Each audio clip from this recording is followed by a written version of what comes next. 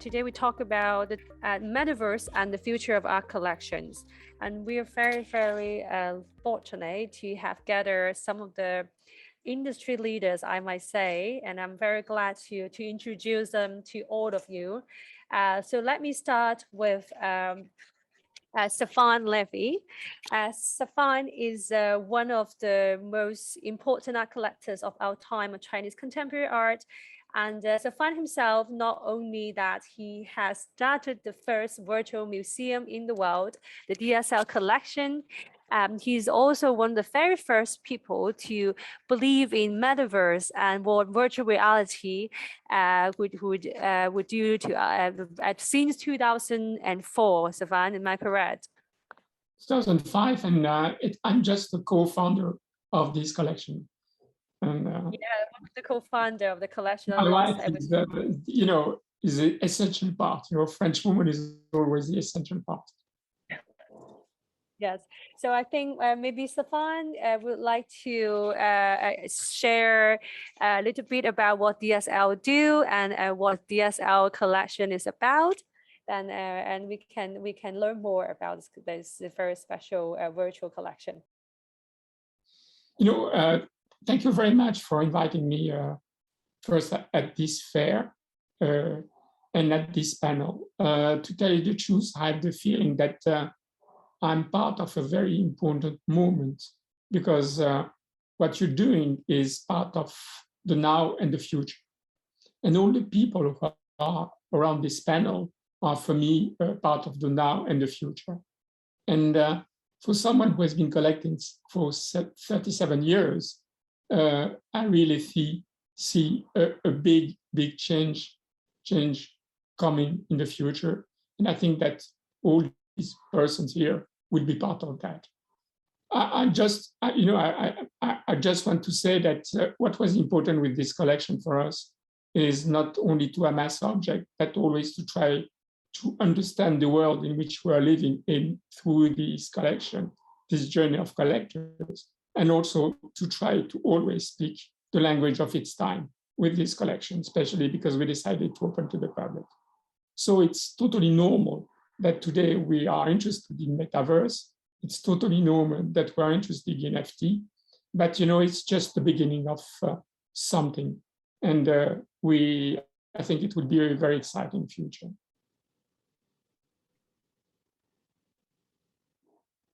Thank you, Sylvain. So yeah, talking about metaverse, and I think the next speaker that I would like to introduce is not a stranger to the NFT world. Please let me introduce Miss Krista Kim. Krista, I think a lot of you heard of Krista's work earlier this year, especially the Mars house, the first virtual house that's sold as an NFT for the first time in our history and human history. And a lot of people also know of Krista by her continuum world tour that is touring around the world at the moment as well. Krista also started Technism in 2014. So she's definitely one of the very first that believe in metaverse and NFT and what technology can do to the art world. So I would love to have Krista tell us more about what is her art practice and what does she focus on. Please, Krista, would you? Thank you so much. And thank you so much for inviting me to this esteemed panel. It's a real honor to be here and to be with these incredible friends. I basically want to talk about the metaverse in the context as an artist, as a creator, and also in the case of art and philosophy, because I believe that the metaverse is a blank canvas and the next frontier of human civilization. We are all going to be living part of our lives as an extension of reality in the metaverse. The metaverse is really, you can think of it as our digital parallel existence of reality, where we'll be interacting with one another, social interaction, economic interaction, and exchange. But at the same time, we are defying the laws of physics. It is the imagination realized. So when you really think about it, it is a giant art project. It is a new creation. And so I think as an artist, it's a wonderful opportunity for creators worldwide.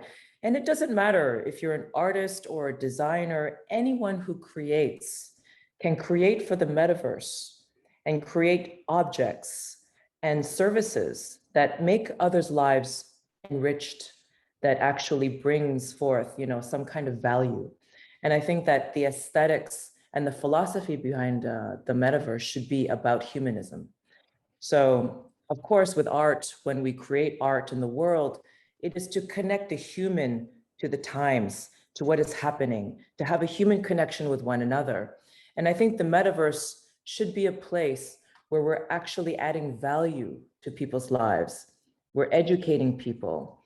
We're providing people with a service, in fact, a place where you can actually be inspired.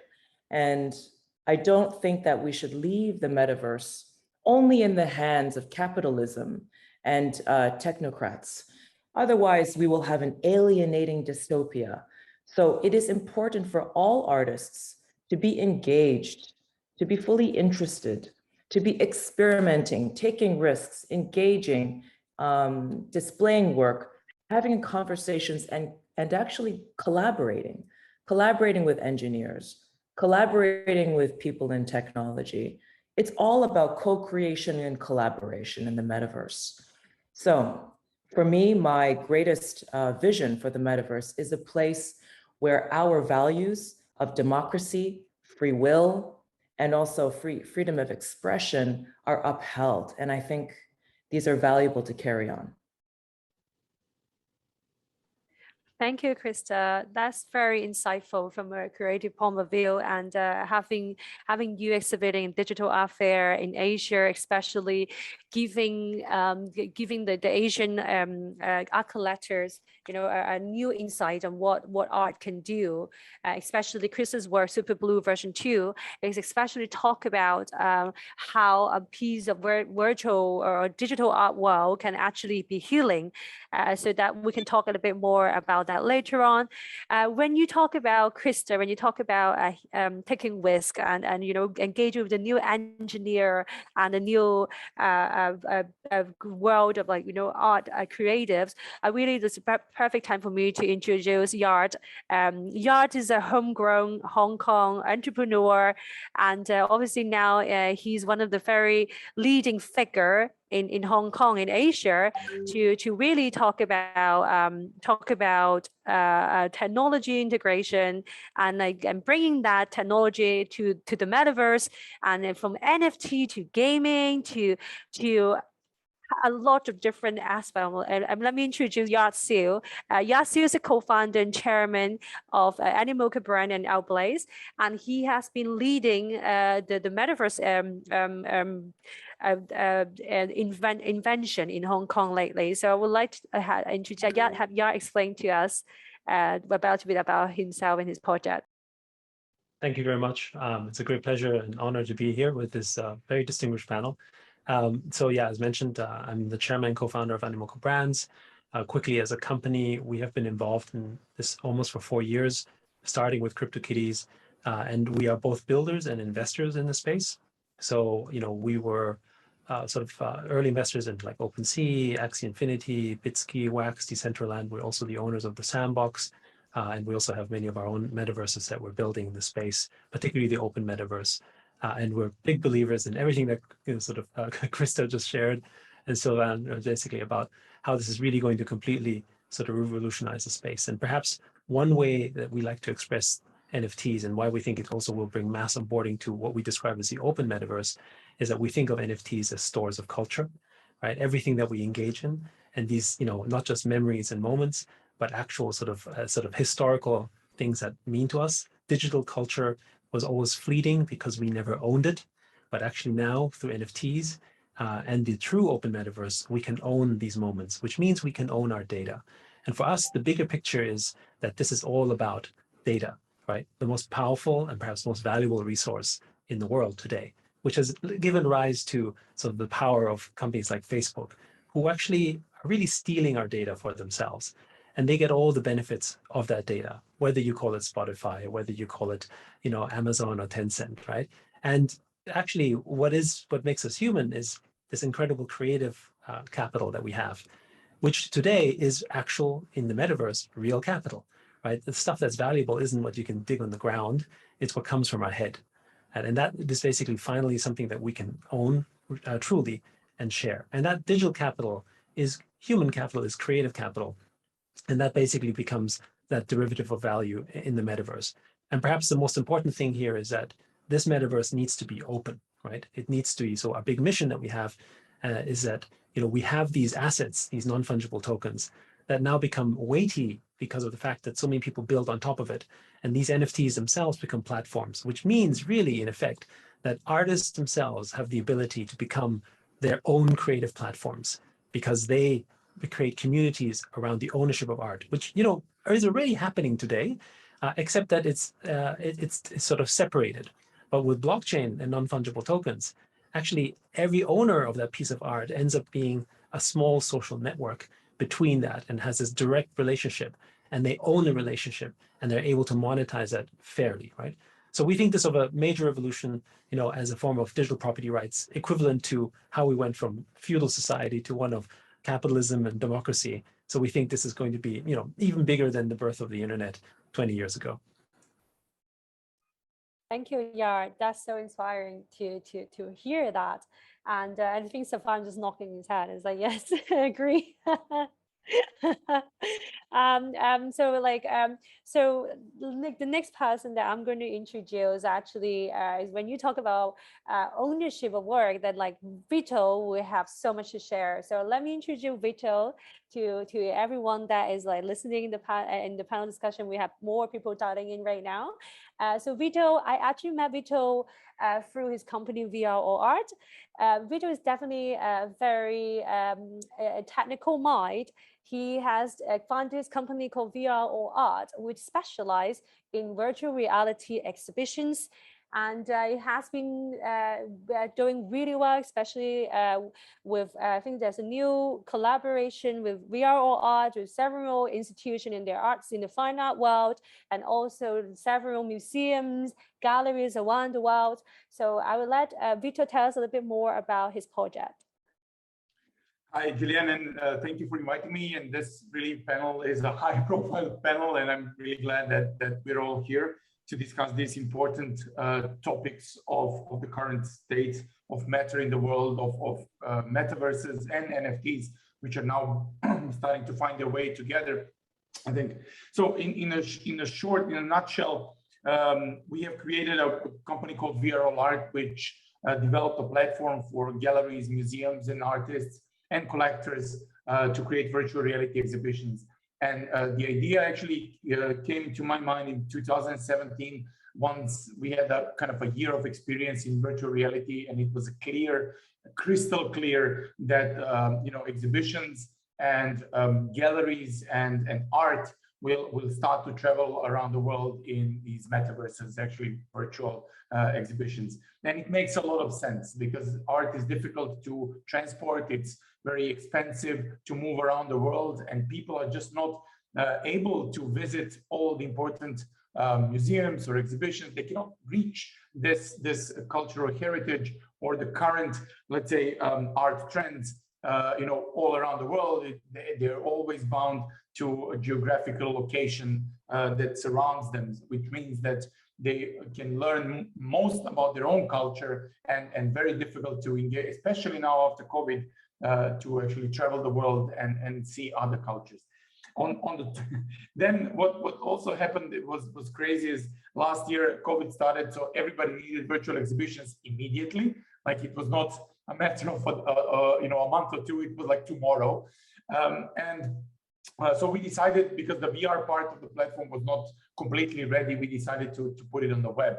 So we created a virtual exhibitions, not virtual reality exhibition. And this is an important moment because at that time, things started to happen in the NFT space. Actually, after the first wave of COVID, NFTs started becoming more and more popular. And we saw a spike, as you all remember, beginning of this year. So what we also did in 2017 and 18, once we started viral art, we always knew that the blockchain will play important parts into this evolution of the art spaces and especially in the metaverses, because it made all the logic to go into the metaverse, to own a piece of art. And I was telling this even 3 to 4 years ago, it would become more important what we own in the digital space and the virtual space than what we own in the physical space. We are not yet there, because augmented reality glasses that will enable, vivid environments around us, surrounded by holograms, are not yet fully there, but they will be here. They will be here in a matter of 2 or 3 years, probably. And then, a whole range of things will start to unravel in front of our eyes. And the digital ownership of art and culture will become one very important aspect of our civilization, I could say that. So anyway, on the topic of NFTs, we launched the first completely open NFT marketplace on Solana blockchain. We launched it actually 2 weeks ago, and it was, it's crazy. I can tell you hours and hours of stories of what was happening and what will be happening in the next couple of weeks. But what is here important is that other panelists also mentioned, and when we're talking about ownership of the NFTs, what is currently a topic that no one pays attention are legal rights and copyrights and transfer of ownership in a proper legal way. Our civilization for many thousands of years developed contracts, developed ways that the legal system works and that the relationship between two people work. And what we done with the NFTs, we said, nothing of this exists. Let's just trade some hashes on a blockchain.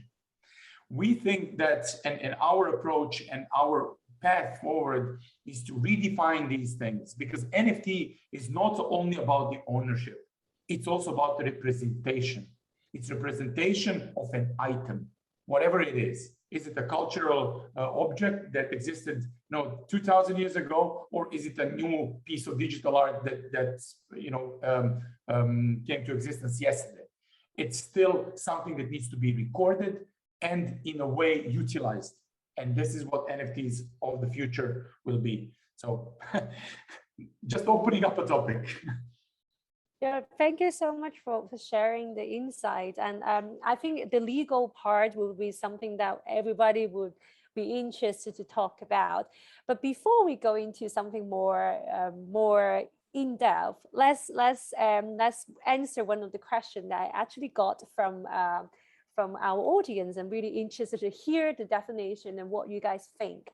So metaverse, this word that our topic today goes around metaverse, and a lot of people really want to hear about what exactly is a metaverse. And in fact, the dictionary doesn't actually define that word. Even it doesn't define it the right way, that the content that we talk about it in 2021 today. So I would like to invite perhaps start with Sylvain to give us a definition of what you think is the metaverse and what you think is the virtual world in your own words. Perhaps I will give you a simple or simplest situation definition.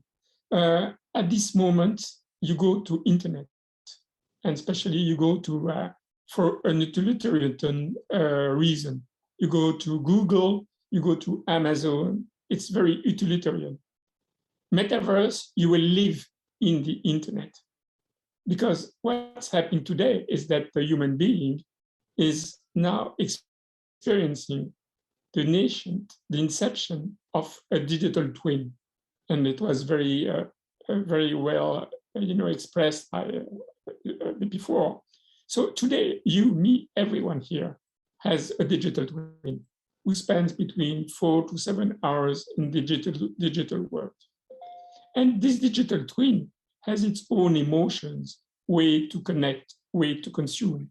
And so this will happen in something called the metaverse. But today, it's still a very vague concept, because the metaverse would mean that we can, with our avatar or digital twin, go from one place to another very freely, we can, and which is not the case at this moment.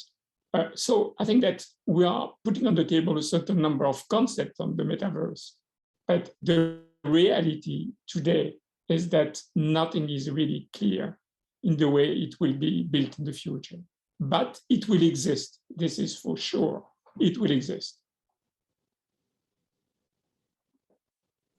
Thank you, Sylvain. Well, that is, I think this is something that we're all excited about, right? Like what's going to happen next. But I think, Krista, maybe you have some insight about what, in your practice and in your artistic, words, and explain to us, what do you think is what's the definition of metaverse, and what should the viewers to really try to understand it, like in your words, please. Thank you. For me, the metaverse is a unique opportunity to enlighten human civilization. What I mean by that is that I believe that life imitates art. So the metaverse is a presentation of the possibilities of human utopia, an enlightened civilization where people are living a transcendent experience. By transcendent, I mean that we are no longer limited by the laws of physics, but we are also no longer limited by the laws and the divisions and the historic context of human civilization on Earth. So therefore, when people are meeting on the metaverse, for example, I have young children, 14 and 12, who interact with other children on Roblox. And when I observe the interactions, they're basically an avatar. They're not using their real name. Nobody knows where the other person's from, or the color of their skin, or their background. They are human to human. They're interacting on a transcendent level of consciousness. And I find that that's a very fascinating human experiment going forward. So when you're actually building a metaverse, you're building worlds. You're building places where people congregate and interact. And also you're building a new society. And how is this society going to be built? What will be the norms? What will be the cultural, touch points that we are building? This is the question. And it's something that is an artistic endeavor that we are building as we go along. But as a creator, I find that it's very important to create a beautiful world, one that is not dystopic, but one that allows people to freely express themselves and, build beauty, create beauty, and create wellness that can therefore actually be reflected in our real world, because what we see is what we become. Absolutely, Krista. I totally agree with you, and I think, but besides me, like Yard will have a lot to talk about on building something in the metaverse, because Yard, what you talk about, like building blocks and things, is what Sandbox does. And I guess Yard will share us more about what do you think is a metaverse, and exactly like what is your view on the development of this metaverse trend. Great, thank you. I agree with everything that's been said, but certainly the way I look at the metaverse today is, we have been preparing for the metaverse for the last 30 years. When the start of the internet, actually maybe even 40 years, when you think about the time when CompuServe first started, and you had the bulletin board systems, we were in fact interacting virtually entirely through text. But the feelings and stuff that we ended up having when we communicating with people entirely through chat were entirely imaginative anyway, meaning that the feelings were real, but they were entirely virtual in the sense that we created a relationship with people across, I guess the planet, having never met them, entirely in text, not even having an avatar, right?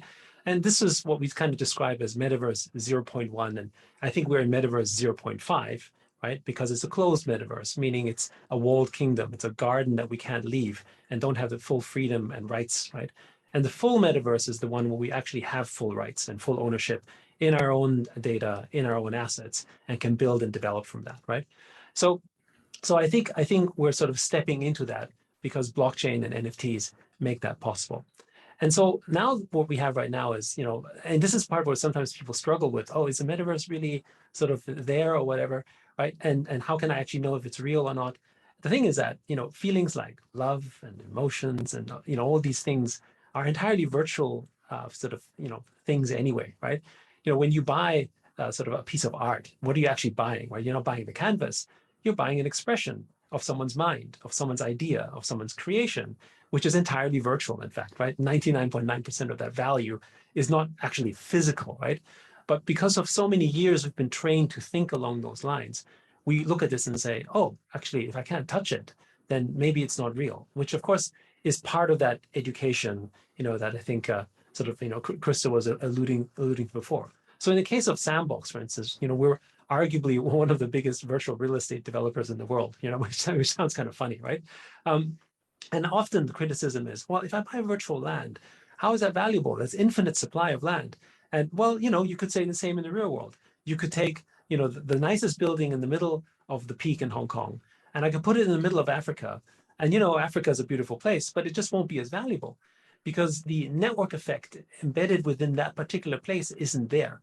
People don't want to live there, or not as many people want to live there, or the net influence of people that are living in this place isn't as powerful as people living in Hong Kong or New York or London or Paris or whatever that may be, right? So why is Sandbox land valuable? Because Snoop lives there. Because so RTFK is there, because Atari is there, right? So you want to be there, right?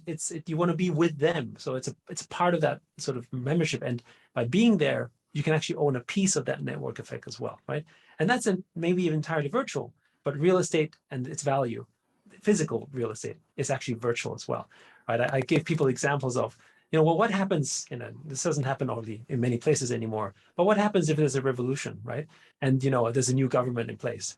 All your title deeds are worthless, actually. So you're actually trusting your entire value system on the hope that this government and the judiciary stays forever, right?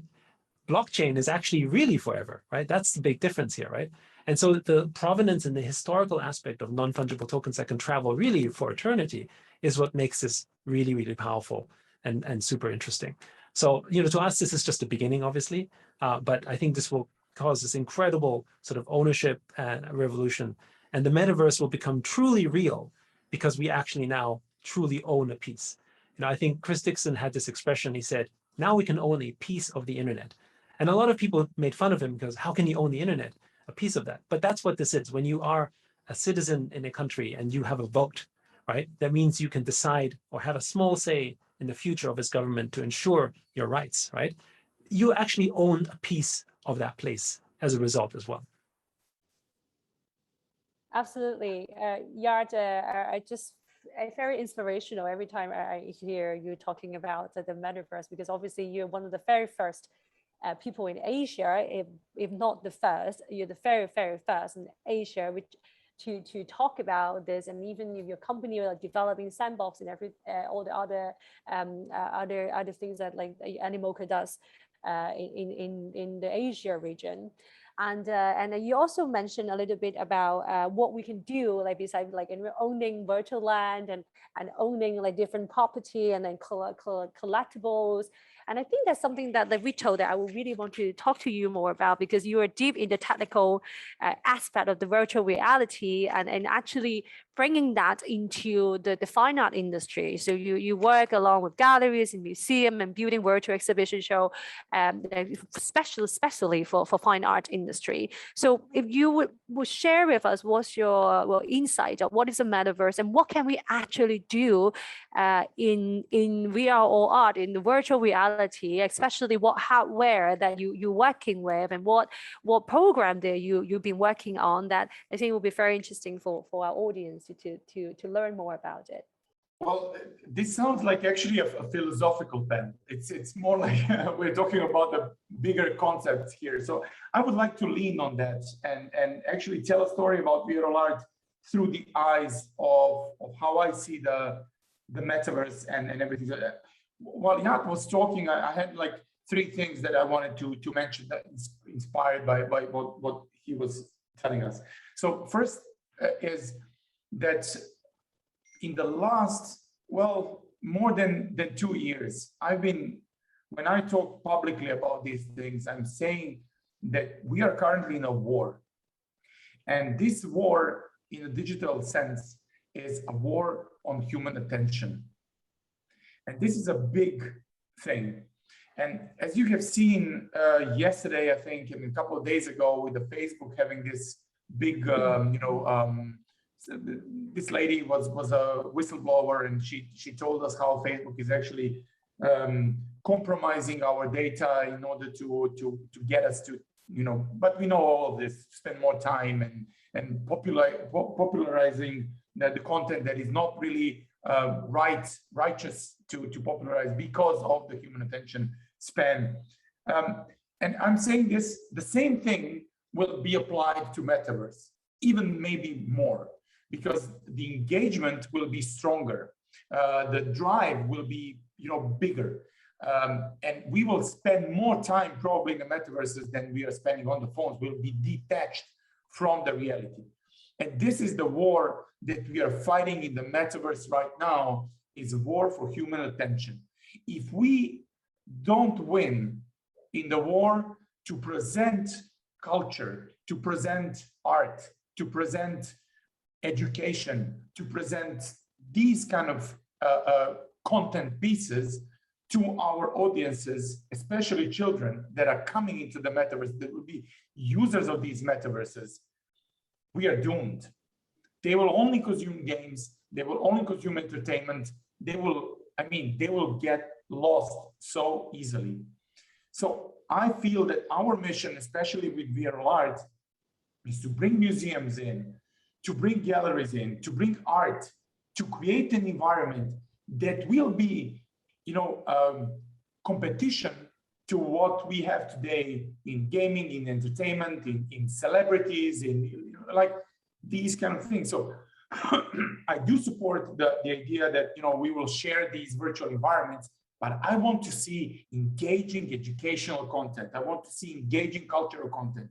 I want to teach people how to live real life and live in the metaverse. And I think this mission is very important, because if we don't do that, we will end up, like in this, I think it was a Disney animated, Pixar animated movie, WALL-E, right?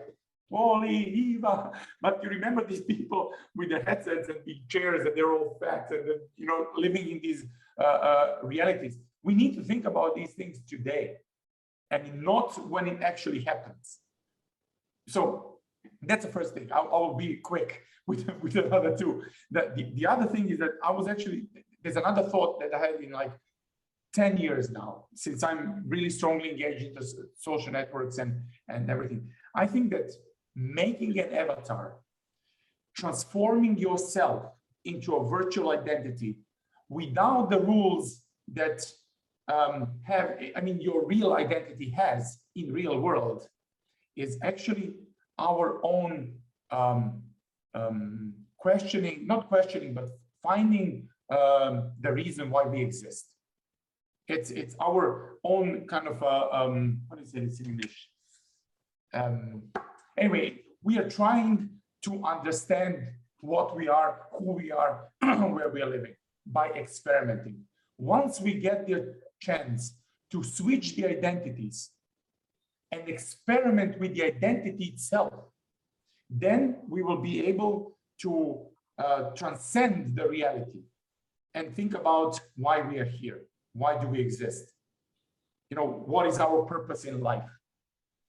And I think that this might happen in metaverses, that people will be detached from, their own selves and transported into experimentation with their own egos, with their own personalities, with their own kind of way of perceiving reality, I hope. And the third thing is that, in viral art, we have built avatars. And you can see your hands. We're detecting on Oculus Quest, we're detecting the hand movement, everything. You feel that you're another person. This is something that until you feel it, to meet another avatar, to touch him, to experiment, it's undescribable. This experience is literally undescribable. So I think a lot of things will change once these kind of interactions become reality. So, and I don't know, in what direction it will take us. I just hope it will be good. Gillian, can I add something? Perhaps because I'm not from the same generation than the other panelists, I have perhaps a view which is perhaps a little bit less optimistic, perhaps grounded in a kind of reality. I think that what we have tried with this collection is to try always to reach the people with the right message, and try to make art, I shall say, digestible, and art become part of the life of people. Coming to the metaverse, I think we have to fight for the real life as much as we have to fight for the future virtual life. I'm very worried that we are entering into a 1984 world. And if I look at things as they are today, I'm not sure that the paradise will be virtual. I think that we have to be very careful. I think that we have to be, I shall say, very humble in the way we want to bring people to, I shall say, have a life, I shall say, a harmony between the virtual life and the real life. And I think this is my approach, to be very humble, to always try, as it was said, bring humanism inside of whatever we do. Technology has to serve art, and not art has to serve technology. And then after, we will see. But I'm very, perhaps it's my age or my nature. I'm a little bit less, I should say, expensive in this concept called the metaverse at this moment. Sylvain, you are young. You are young here and here. Thank you, Sylvain. So, after what you all are just talking about the metaverse and your idea and the vision of it, I would like to share a little bit of what Digital Art Fair have observed, and myself have observed on the ground. So since we opened on the 1st of October, and it has been 5 days, and in Hong Kong, specifically in Central, with the venue, the art fair venue. And when I first started Digital Art Fair, I consulted Sylvain and Krista and Vito as well when I first started this project, and Yat. Obviously, I look up to what you're doing in Hong Kong. I'm really inspired by that as well. And then, at first, I really thought that like maybe the world is still getting there. We're not there yet. That is what a general public were thinking, because NFT, digital art and virtual reality, most of the people do not think that we're there. And then after Digital Art Fair open, and I start meeting visitors in real life, I start talking to them, and even on social media, and then with the feedback we got was phenomenal. We thought that most of the general public who have never even learned about blockchain technology or cryptocurrency or virtual reality, it is the first time they actually won't come in, and we educate them. We talk about the panel like us, what we're doing right now. We talk about NFT art, we talk about virtual reality, we have the virtual zone, we have the VR art, the VR goggle with the Facebook Quest 2, and then with DSL collection, and then we have Animoca's brand artwork over there in the VIP room. We have Krista work in the immersion, and not to say that we also have Wafik Anadol's immersive art movie for the first time in Asia. So, and then the people came in, they were just blown away. They was like, this is not strange to them. Because they put on the goggle, they go on DSL collection, and they won't go on VR or art. It's like it makes total sense. And for them, we are really seeing the new general public, the people are really ready for this. They're ready for going into the metaverse. And I think now is just to start, as Yat say, it takes a while, but now we're in the beginning of us using technology to preserve humanity, to promote culture, to really connect with people and not in real life, and also anywhere in the world. For example, Sylvain now is in Paris, Krista is in Toronto, Yat is in Hong Kong, and Vito, you are in Dubai earlier, and now you're back in Serbia. So yeah, we just Belgrade, yeah. Yeah, you just came back, right? So I think this conversation also wouldn't happen without everyone trying to put in the pieces together. I guess we're 15 minutes before we finish our panel discussion, and I think we also have some questions from our audience. And if you do have a question that you're watching this right now, please feel free to send a question in, and we can answer. Can I respond to Sylvain? Yes, of course you can. Sorry. Yeah. Okay. And look, first of all, absolutely agree. And I think one of the reasons why maybe you feel this way is because of the fact that we actually still somewhat in a centralized environment where control can happen, right? And I think this is the part which we have to fight for here, which is the fact that, data and the ownership of that, the virtual metaverse that we currently see is one that is controlled really by a few platforms, right? So that's the problem. And it will create a kind of 1984 if we let that happen.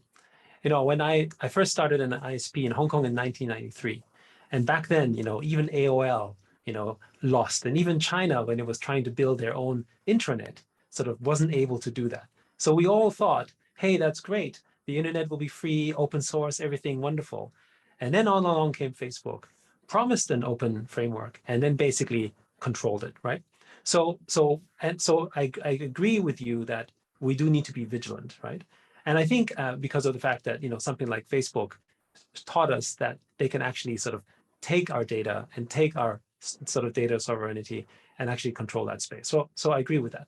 But what excites me about sort of NFTs and blockchain is that now these data pieces are things that have value and people build on top of it. And it's like property in the real world. Once you own a piece of physical property, like a house, then you start to care about that you have the ownership. Then you start to care about maybe democracy and the idea that you can actually vote people in that will ensure the longevity and the safety of your property. Because we don't own anything in the digital world, truly, we don't understand that it's important. So part of this, and especially with what's happening with digital art, it's that form of property. If you have valuable pieces of digital art, you will never want to surrender it to someone who says, give it to me, I'll take care of it, because they can actually steal it, perhaps, right? Which is kind of what's happening. And we see this as a form where digital equity becomes the replacement of this idea of universal basic income, because it's a kind of universal basic equity where we end up having our own sort of data, right? And we think it solves perhaps some of this income inequality. And why art is so powerful, and what's happening here at the Digital Art Fair, what everyone like Krista and yourself and Vitomir are doing, is that really what they do is they convey ideas, right? Revolutionary, fantastic, beautiful, whatever ideas they may be, right? And the idea is actually more powerful, perhaps the most powerful thing there is. Like this idea of America and democracy, is probably more powerful than actually being in America, maybe for most of us, right? But it's powerful, right? And that has to exist. That has to be free for us to consume and to enjoy and to be inspired by. And if that data is owned by a centralized platform, then they can censor. So the NFT and blockchain, the immutable, uncensorable nature of that expression of idea is why we are optimistic about the future. Thank you very May I much. also add? Really, I would like to add something. It's what you said. I would also like to add. Sorry, Sylvain. No, go on. Ladies first. Thank you. I just wanted to add, actually, that I love the data sovereignty movement. I love the decentralization movement. And I understand the concerns that Sylvain has raised about people focusing too much human capital and energy into the metaverse that sucks away from the real world. But what I think is that this is a question of design. This is a question of ideas and creativity. There is I don't think that it has to be exclusive. Participation in the metaverse does not mean that you are taking away from the real world. What we can do is we can actually integrate, community and engagement in the metaverse that also affects the real world. And that's only a matter of design. For example, You can have property that's sold in the Amazon forest that protects the actual Amazon forest. You can actually purchase NFTs that support the livelihood of indigenous people living in the Amazon forest. And then you can actually create programs for people to go there physically and see and learn and interact. You can actually create Discord communities and in the metaverse, some discourse through social media in the metaverse where people are interacting and then they meet, organize the communities, organize the meetings, organize the social in real life connection to the metaverse. And of course, when we have augmented reality glasses, this is going to change the world again. Augmented reality glasses are actually going to make real world in real life more interesting and more enriched. And that's what's going to keep people also more engaged in the real world. You can educate people. You can show people incredible things in real life as they're walking down the street. They can learn things about their environment and engage with their environment in ways that was never humanly possible before. So mutual exclusivity, I don't think that's the way to think about the future. I think there is an opportunity to integrate and to support in real life and metaverse futures.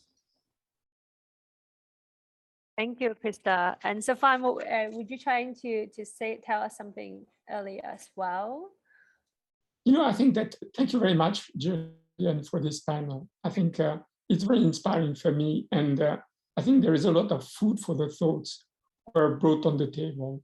And I think this is very important today, is to open, questions, relevant questions, and then after all together, because I think it's all together that we will try to find the solutions. And really, thank you very much for all these questions which were put on the table. I think that once again, my fear is look at what was in the beginning the internet. It was a space of freedom. And you know how internet has moved today. And I will really wonder if this metaverse will not, in the beginning, be a kind of freedom space before being regulated or being, I shall say, manipulated or captured by, I shall say, big whatever call it, big organization, big whatever. And this is just my fear is I've seen what happened with the internet. I would like, well, sorry, that's it. Sorry about it. Oh, thank you so much, Sylvain. We have a lot of questions from our community, and I have about, well, so many of them. Okay, so let me start with maybe we can move on to the Q&A quickly, and then we don't have a lot of time, but we will try to answer as many as possible. So I have a specific question for Yat from Whale Shark. Whale Shark asks, space in the metaverse is infinite in nature. What is the case for tokenized and scarce space in the metaverse versus free and infinite VR AR spaces? Okay, this question I definitely cannot answer, so I'm going to let Yash to answer that. Well, thank you. Thank you for the wonderful question, Whale Shark. So first of all, like any kind of land, physical land, virtual land needs to be desirable just the same, right? As I mentioned before, you could take the most beautiful building and put it in the middle of, sort of the desert, and nobody wants to be there, right? And therefore that land is not valuable. So really the proximity of the land, of what its influence is and what its network effect is actually what makes it desirable. The desirability itself of that land is actually the scarcity, the object of its particular distance. Even though we don't have a physical distance in the sense that, oh, it takes time to travel there, the virtual distance is the connection, right? Just in the same way that, I can't actually have a real relationship, with more than say 150 to 200 people, right? That is my physical distance with my relationships that I can have in a meaningful manner. Just because I could, connect on social media to like 100,000 people That doesn't mean that I have the net same relationship with 100,000 people just because I can, right? So the internet makes it possible to connect all of us, but it doesn't give us the same quality because quantitatively as humans, which is what this all is about, right? We can only interact one-to-one. So so we sometimes think about physical spaces in terms of, oh, well, I want to live on the Peak, or I want to live in Tribeca or these places because I want to be next to famous people. That is true. But the desire to be next to these people is to say, in my physical sort of brain space of being close to 150 to 200 people, I want to be somewhere where, I don't know, Madonna is, or where Snoop is, or where Whale Shark is, for instance, right? I want to be there, right? And so I choose to live in that place so I can be in that connected space close to it, right? And virtual land works exactly the same. I want to be next to Atari. I want to be next to Artifact. I want to be next to Snoop, right? Because when I'm in that area of land, maybe Snoop will notice me. Maybe he'll see me. Maybe I can be friends with him, right? Or whatever that is the value of, frankly, all scarcity, and particularly in physical land. So the case for virtual land is very much like that. But there will be many, many metaverses because there were many people that people want to connect to. It is not such a case where, you have, if we all desire to live in just one place, then we don't need countries, right? And we don't need different cultures. But it turns out that we all like to travel to places and we all like to be in different places, but we like a particular place very much so. What's the difference between Chicago or New York or Hong Kong or San Francisco? All wonderful places, but yet different somehow, right? And this is what draws us to these places, right? So space itself is not enough. You need that, social is that power. I might add here, if I may, is that when we are talking about the space, we are actually talking about communities. And I think what we have seen and experienced on Solsi and with the NFT sector booming in the last couple of weeks or months is that actually it drives the new communities that were formed around different NFT projects. And if you zoom out and if you look at the virtual land and exactly what you have been saying is like actually gathering of people into one space is actually gathering of communities around one idea or one concept or one movement or whatever we feel like it. So it is at the end network effect, and the space itself becomes valuable based on the network of people, which are communities. So if you think about it as a community space, then it becomes clear to understand and why it becomes valuable. Thank you, Vito. We have so many questions. I want to move on to the next one. That is, I think that's quite relatable and really important to address. That is, Anonymous, who is listening to us right now, is asking us, the metaverse has so much to offer us visually, as what we say, but also constrained our senses by being virtual. So how do we take sensations such as taste and translate those into the metaverse to interact even more senses? And what do the visionaries see the space in 10 years time? This is a tough question. So who wants to answer that? Well, basically, I've been doing some research on brain-computer interface and on haptic suits, haptic sensing, right? In terms of the taste, I mean, there will be technology that will basically enable us, if you have a brain-computer interface, to fully engage with our senses, with what we see virtually.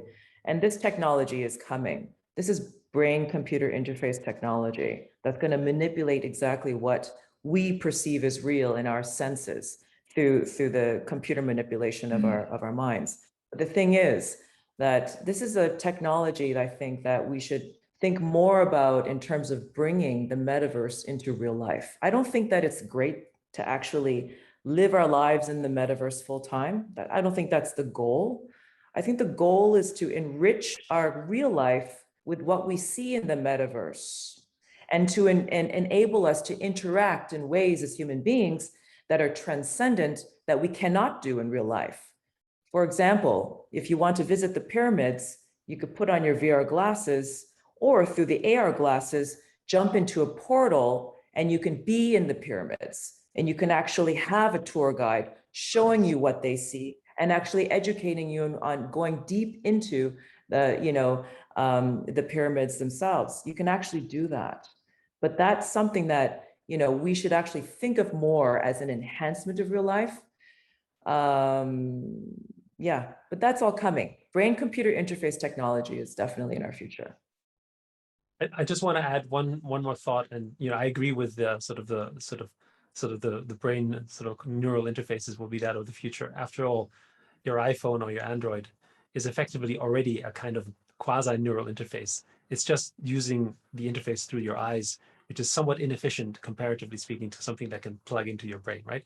But one thing about us as humans is we're very imaginative, and we can recreate scenarios in our heads. After all, when you think about what VR does, you go into a VR goggle experience, the graphics may not be as great, but within a few minutes you adjust and suddenly it's as real as ever, right? And if you just think about your experiences when you look at food photos on Instagram, right? Some of those photos are just so good that you start to feel hungry, right? And it's almost like you can taste it. And that's not something physical. That just plays out in your mind, a memory or whatever that triggers. So there's many ways in which one can recreate a certain simulation, and this is not a replacement for real life.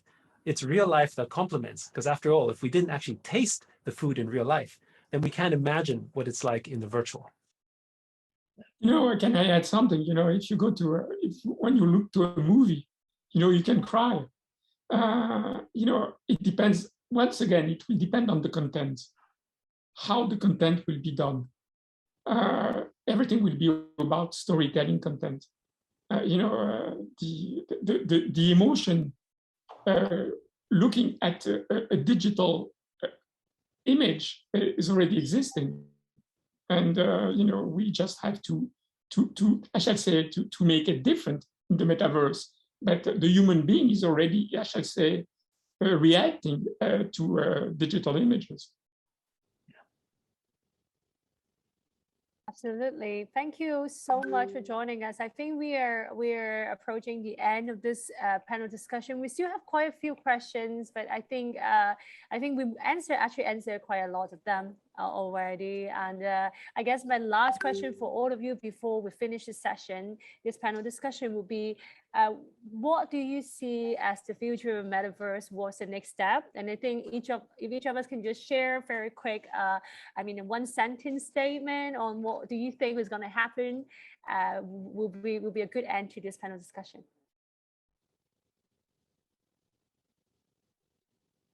So would Krista, you want to give us a vision of what's going to happen soon? Yes, thank you. I believe that the metaverse is an extension and the next frontier of human civilization. And I believe that there's an opportunity for us to actually enter into a transcendent global culture where we are actually erasing a lot of the divisions between us from the past, and that we can actually engage in a more unified and global culture that is truly humane, human to human. Thank you. What about you, Vito? I'm afraid. I'm really afraid of what the life will look like, and I'll do all that is in my power and all that I can do to make the metaverse experiences and the NFT experiences better for humankind. And so... Thank you. What about you, Yart? What do you think? Well, I agree with everything what's said. So maybe I'll add one thing about, I think the future will be powerful because of the fact that there'll be all this incredible sort of new economic opportunity, as we see with things like Axie Infinity as well, in sort of with NFTs in the metaverse, where there will be new kind of sort of future of work, that's taking place. And particularly, I think, our children's future will look very different because they are going to be already trained through Metaverse 0.5 to Metaverse 1 to basically understand about financials. They're going to learn about investing. They're going to learn about ownership. They're going to learn all these things that they don't even learn at school, right? And as a result, by the time they end up going to college, if they even have to go to college, right, even if they want to, perhaps, will probably already have full-time jobs, making perhaps more money than their parents have, right? Or at least have a life that is better than what their parents are doing. And what does that mean for a future world in which we have this level of sort of financial inclusion, going beyond just a bank account, educated really at the young age. So I'm an optimist in nature. So I think the future would look bright if we can make it happen. And I guess last but not least is Sylvain. It will be a perfect ending to this panel discussion. We would really like to hear your thoughts on what is the next for the metaverse. I'm optimistic. I'm by nature optimistic. And I tell you something. When the winds of changes are blowing, there are two ways to react. Either you try to build walls to protect yourself, either you try to build windmills. I prefer to build windmills. And so I will follow all these really great persons that were today on this panel, and Gillian also, because what you're doing is really also, I think, a landmark. And I think that all together, we can build windmills and not just walls. And this is my conclusion to this panel. Thank you very much, everyone. I think today, I really thoroughly enjoyed this conversation with all of you and got so much insight. This year is the first of Digital Art Fair. I also think that this year has been a very special year for a lot of us, and especially the expansion of the metaverse and engagement and technology of the general public. Today, I hope you guys all learned something, all our attendees, and this recording will also be available on Digital Art Fair Asia online after today. It will be on our website and YouTube channel. So thank you again for all the panelists, and thank you. This is the end of this conversation. Thank you very much. Au revoir. Merci. Thank you. Thank you, everyone. Thank you. Bye-bye. Bye-bye. Bye.